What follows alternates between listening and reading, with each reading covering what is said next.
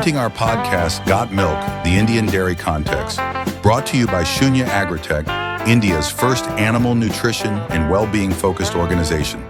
Say hello to your hosts, Gear and Sahil. Okay, get this. Imagine a place where climate change is like this daily reality. Yeah. It's shaping lives and livelihoods. Right. And that's where we're going today. We're going to the Indian state of Maharashtra, a place facing some serious climate challenges. Yeah, that's right. And we're not just talking about the weather report, right? We've got maps, we've got data, and a fascinating research paper called, this is a mouthful, Socio-Economic Vulnerability to Climate Change Index Development and Mapping for Districts in Maharashtra, India. Right. Whew, that's a lot. Yeah. But you know what? This study gets really, really granular. It gets down to the district level. Oh, wow. And it shows us which areas are most vulnerable and why. You know what's so fascinating about this paper is that it doesn't just focus on the environmental side of climate change. Right. The rising sea levels or the extreme weather, but it really dives deep into these socioeconomic factors that really determine how different communities experience climate change. Okay, so let's unpack that. Yeah. What are we talking about when we say socioeconomic vulnerability? And the paper keeps mentioning this SeVI. What's that all about? So the SeVI, or Socioeconomic Vulnerability Index, you can think of it like a vulnerability scorecard. Okay. That researchers created to measure how different districts in Maharashtra are equipped to handle the impacts of climate change. Right.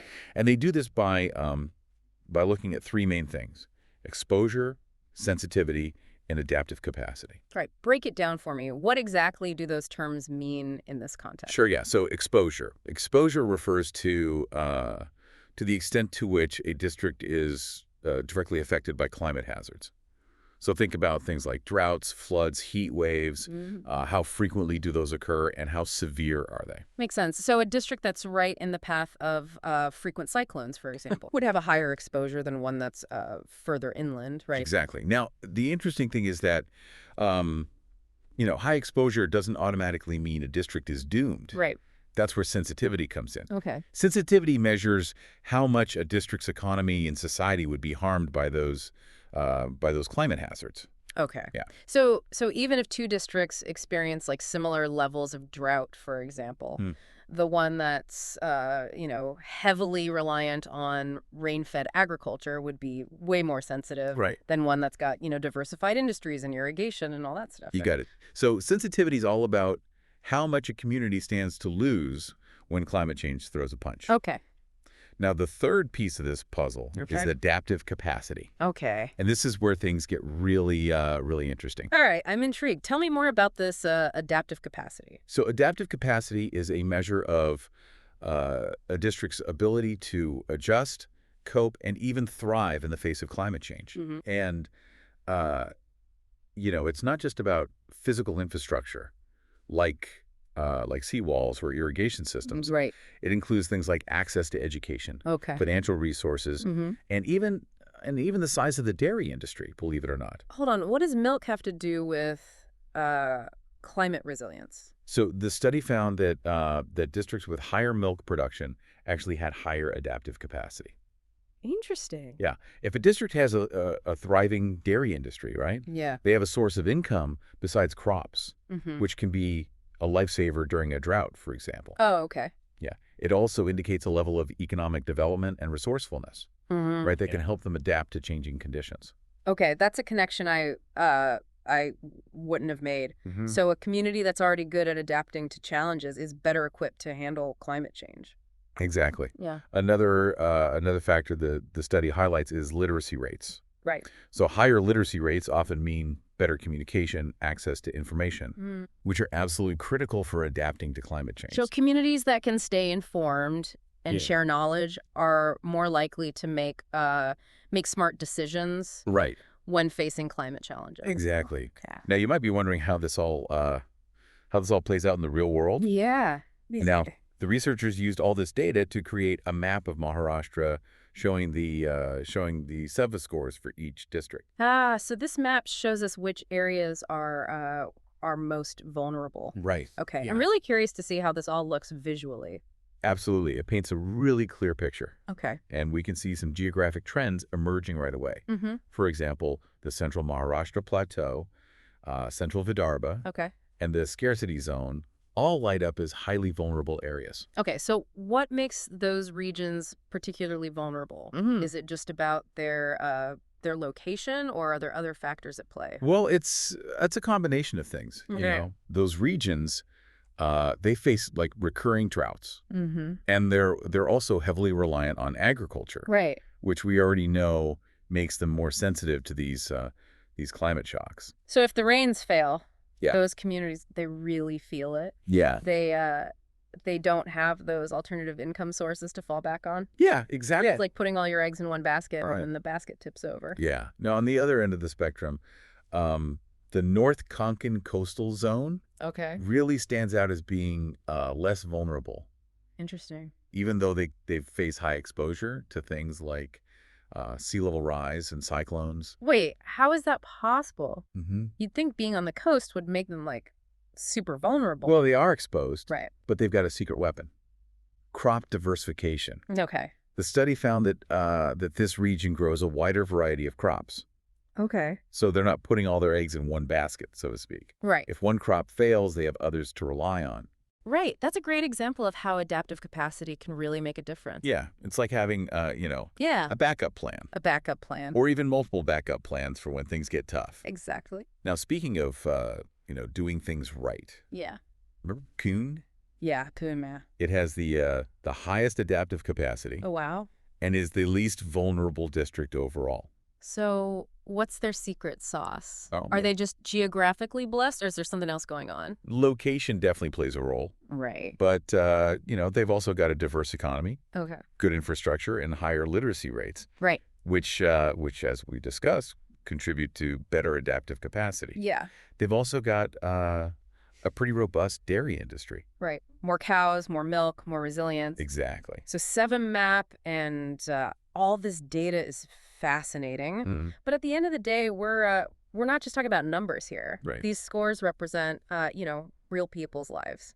Absolutely. And, this really hit home for me when I was reading about the high rates of farmer suicides Yeah. in some of the most vulnerable districts. Wow. It's a stark reminder of the human cost of climate change. That's heartbreaking. Yeah. It makes this whole conversation Yeah. feel much more, Right. urgent Yeah. and real. Mhm. It's not just about these abstract data points, Yeah. It's about people's livelihoods, Right. their well-being, their very survival. Exactly. And it underscores the importance of finding, effective solutions for both, adapting to the changes that are already happening Mhm. and mitigating future impacts. Okay, so let's shift gears a little bit Yeah. and talk about solutions. Mhm. The paper does offer some hope, right? There are definitely things that can be done. Okay. And many of them are surprisingly straightforward. For example, water harvesting and conservation Right. are absolutely crucial, Yeah. especially in those drought-prone areas we talked about. Yeah, that makes sense. Yeah. If water is scarce, Mhm. we need to be smarter about how we collect it, store it, use it. Right. Are there any specific techniques that stand out? The study mentions, things like rainwater harvesting, Okay. building check dams to slow down water runoff, Mm-hmm. and even promoting drought-resistant crops. So it's about Right. being proactive and managing water resources wisely, Right. rather than just reacting when a drought hits. Exactly. And speaking of being proactive, Yeah. the study also highlights the importance of early warning systems for climate events. Yeah, that seems like a no-brainer. Yeah. If communities know a drought or a flood or a heat wave is coming, Mm-hmm. they can take steps to protect themselves. Right. How do these early warning systems actually work in practice? They can range from sophisticated weather monitoring technology to simple community-based networks that share information Mm-hmm. about changing conditions. Right. The key is getting accurate information to the people who need it Right. in a way they can understand and act on. It's all about empowering people to Yeah. make informed decisions. Exactly. So we've got water management. We've got early warning systems. Yeah. What other strategies did the study recommend? Well, remember how we talked about the benefits of crop diversification in the North Konkan coastal zone? Yeah. That's got to be a key strategy for reducing vulnerability across the board. It's like spreading your risk. Yeah. If one crop fails, right. you got others to fall back on. It's like that the eggs in the basket thing again. Exactly. And it has environmental benefits too. Oh. By planting a variety of crops, farmers can improve soil health. Okay. Reduce their reliance on pesticides. So that's a win-win. Exactly. Diversified farming, water management, early warning systems.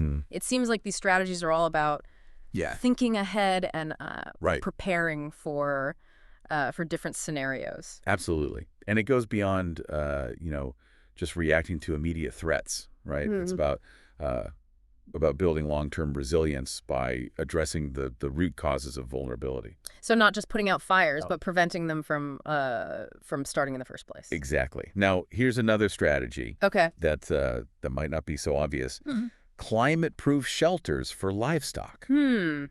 That's an interesting one. Yeah. I wouldn't have immediately thought of that, but it makes sense. Yeah. If if extreme weather events are becoming more frequent and intense, we need to protect livestock, especially in communities that depend on them for food and income. And this can involve simple measures like providing shade structures to protect animals from the heat, or more elaborate shelters that are designed to withstand strong winds and flooding. It's about thinking ahead and anticipating the potential impacts of climate change on every aspect of life, even down to the animals. And this brings us to another crucial aspect of adaptation, economic diversification. Right. We touched on this earlier with the milk example. If communities have other sources of income besides agriculture, they're less vulnerable to climate shocks that impact crops. Exactly. This can involve promoting small businesses, developing tourism, or even investing in renewable energy sources that create new job opportunities. So it's about building a more resilient economy that can weather the storms, both literal and figurative, that climate change brings. Now, here's an adaptation strategy that often gets overlooked: education and awareness raising.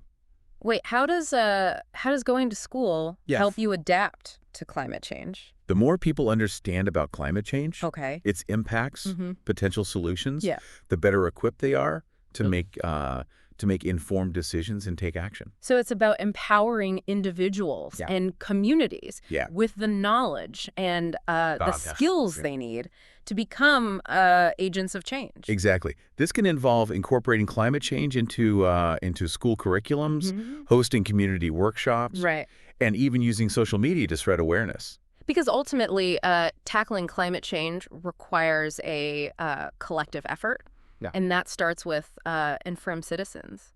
Now, alongside these adaptation strategies, we can't forget about mitigation, which is all about reducing greenhouse gas emissions in the first place. Right. So while adaptation helps us deal with the impacts of climate change that are already happening, mitigation is about preventing things from getting worse in the future. Exactly. And this can involve transitioning to renewable energy sources, improving energy efficiency, and even promoting sustainable transportation options. It's about making choices that benefit both the planet and our own well-being in the long run. And here's a crucial point. While individuals can make a difference through their choices, we also need systemic change. So we're talking about government policies, business practices, even cultural shifts that prioritize sustainability. Absolutely. It's about creating a world where sustainable choices are the easy choices, and where everyone has the opportunity to thrive in a changing climate. This is a lot to take in, but I think the key message here is there's hope. Absolutely. We have the knowledge, Yeah. we have the tools, and we have the ingenuity to tackle climate change. What we need now is the collective will to act. So as we wrap up this deep dive, we want to leave you with a final thought. This 7 is a pretty cool tool. Yeah. But it's not the whole story. Exactly. What's important is to go beyond the data. Right. And think critically about how these issues play out in the real world. Yeah. In your own community. So don't just take these scores at face value, right? Dig deeper, ask questions, and remember there are real people and real stories behind these statistics. It strikes me that that even if someone lives in a region that's not currently facing like severe climate challenges, it's probably only a matter of time before these issues become everyone's concern. That's a really important point. Yeah. Climate change doesn't respect borders. Right. And the impacts are becoming more widespread and intense all the time. Yeah. That's why it's so crucial to start building resilience now. Right. Don't wait for a crisis to hit before taking action.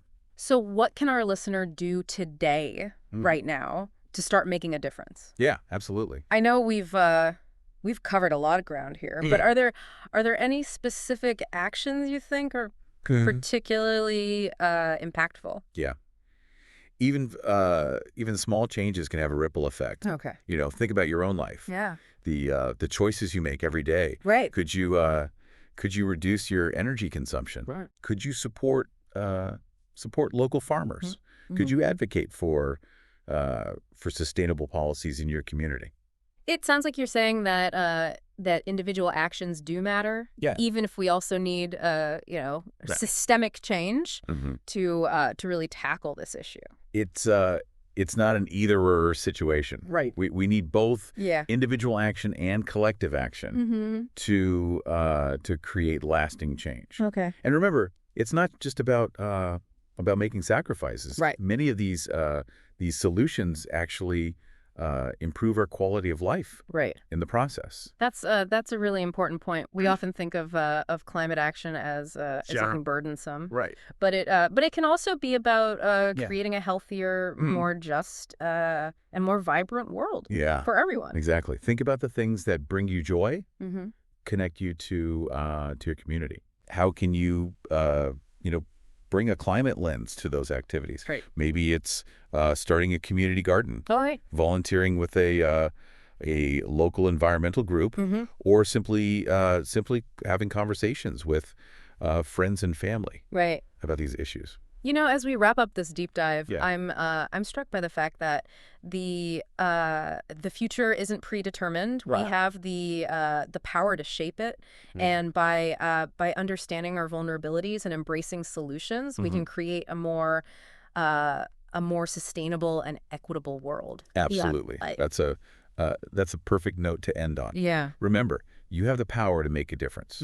Start small, stay curious. Yeah. And don't be afraid to get involved. Thanks for joining us on this deep dive into climate resilience. We hope you learned something new and feel inspired to take action.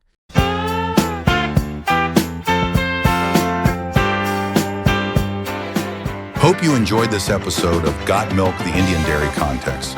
Subscribe to the podcast. And a reminder, this episode was brought to you by Shunya Agritech, India's first animal nutrition and well-being focused organization. Thank you, and see you in the next episode.